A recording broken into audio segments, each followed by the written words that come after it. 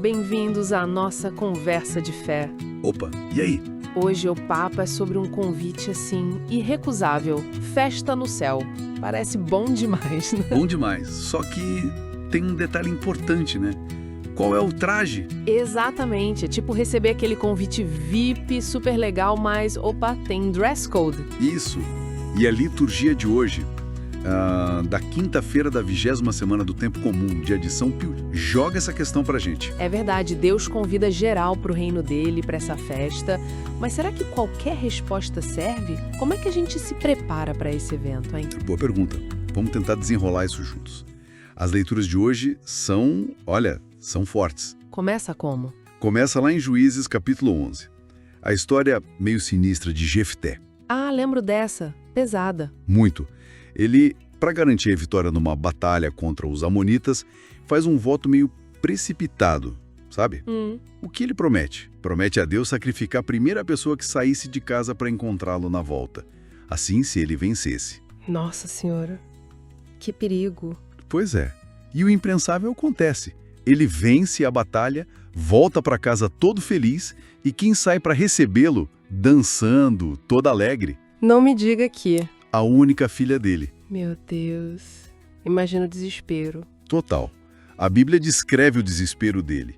E ela, coitada, aceita o destino, pede só 2 meses pra chorar com as amigas por nunca poder casar, né? Pela virgindade dela. Que tristeza. E o texto diz que ele cumpriu o voto. Diz que sim. É chocante, né? Mostra uma visão de Deus totalmente distorcida. O perigo de promessas feitas sem pensar direito. Com certeza. E a gente sabe, né? O catecismo deixa isso claro depois. Deus jamais pediria um sacrifício humano. De jeito nenhum. A vida é sagrada. Exato. É um alerta pra gente.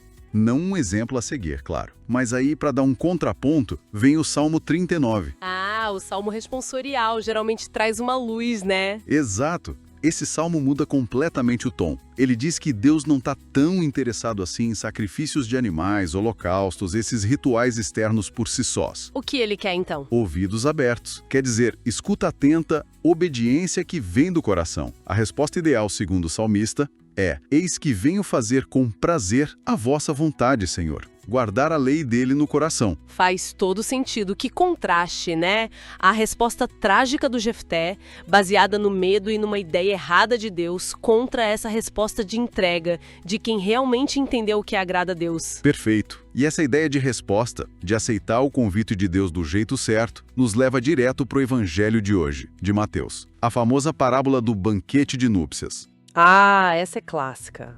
Muito boa. Um rei que representa Deus Pai prepara uma festa de casamento incrível para o filho, que é Jesus. Manda os servos convidarem a galera importante, os VIPs. E o que acontece? A galera recusa, né? Pois é. Inventa um monte de desculpas. Ah, comprei um campo, preciso ir ver. Ah, tô fechando um negócio aqui. Alguns até maltratam e matam os servos que levaram o convite. Que absurdo. Falta de respeito total. O rei fica, nossa, furioso. Dá um jeito nos agressores lá e depois tem uma ideia. Qual? Manda aos servos saírem pelas ruas, pelas encruzilhadas e convidarem todo mundo que encontrassem. Maus e bons, diz o texto, sem distinção. E aí a festa lota. Legal. Missão cumprida. Quase.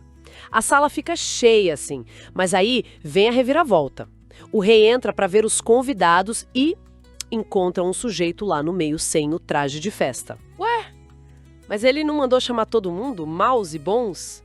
Que traje é esse agora? Exatamente essa é a questão. O rei pergunta pro cara como ele entrou ali sem a roupa adequada e o homem fica calado.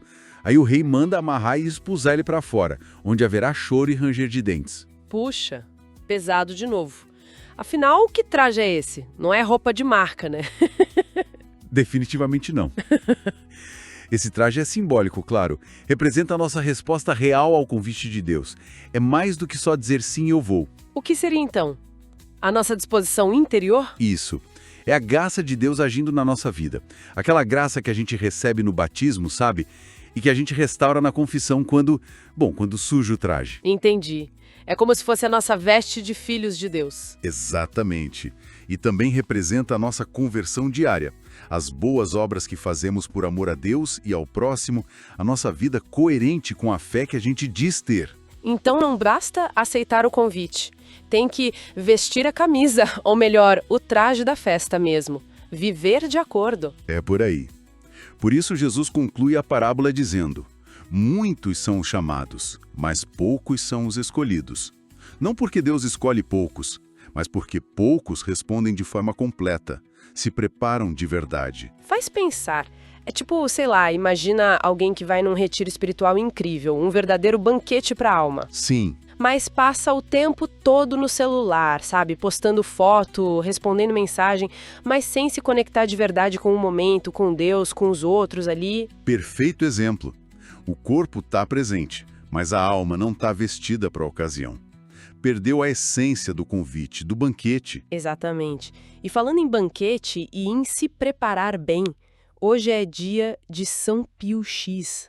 Verdade, um papa muito importante. E super conectado com o tema de hoje, né? Ele tinha um amor imenso pela Eucaristia, o banquete do Senhor por excelência, e também se preocupou demais com a catequese. É mesmo, ele queria que todo mundo conhecesse bem a fé. Quase como ajudar as pessoas a confeccionar o seu traje de festa, né? Dando conhecimento e incentivando a vida sacramental. Boa. Um papa que queria todo mundo preparado para a festa do céu.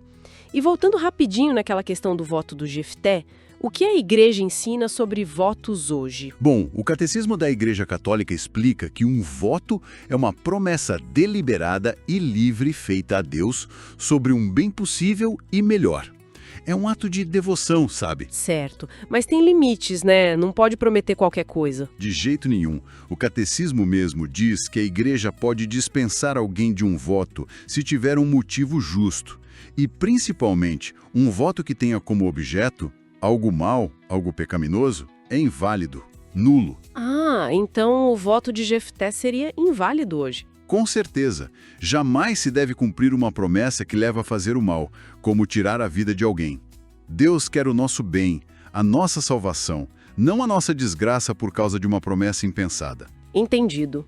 E sobre o traje nupcial, o catecismo ajuda a gente a entender melhor? Ajuda sim. Ele fala muito sobre a graça santificante, que é justamente essa participação na vida de Deus que recebemos no batismo. É o nosso traje fundamental. A base de tudo? Isso. E também enfatiza que Jesus veio chamar justamente os pecadores à conversão. Essa conversão contínua, essa mudança de vida que se manifesta em boas obras, em amor concreto, isso é ir ajustando e mantendo limpo o nosso traje nupcial. Legal. Então, para a gente amarrar as pontas, qual seria a mensagem central da liturgia de hoje? Olha, acho que a grande mensagem é a generosidade imensa de Deus. O convite para a festa do reino é para todo mundo, sem exceção. Ele chama maus e bons. Universal. Totalmente. Só que a nossa resposta não pode ser superficial. Não basta um beleza, tô dentro.